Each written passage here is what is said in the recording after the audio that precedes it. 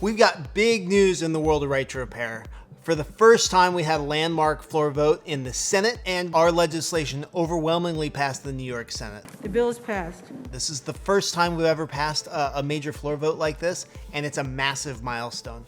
Now, this legislation requires that manufacturers make available parts, tools, and information, the same information that they have down at the Apple Store, we would have access to, so you could install and program a new home button in your iPhone, say. Wouldn't that be cool? We've been working really hard for a long time to get this done, but we're not the only ones.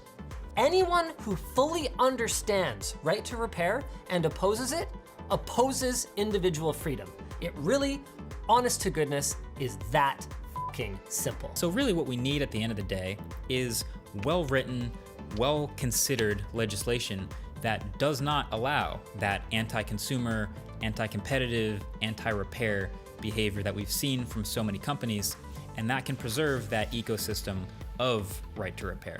Right to repair bills and legislation have been pushed in over 20 states at this point, and I seek to get as many people as possible to show up at hearings, to contact their local representatives and state senators so that these bills can get as many co-sponsors as possible and eventually be put into law. This is a huge milestone because the big corporations have been able to stop us from getting this far every step of the way. Right to repair has been introduced in 27 different states so far this year.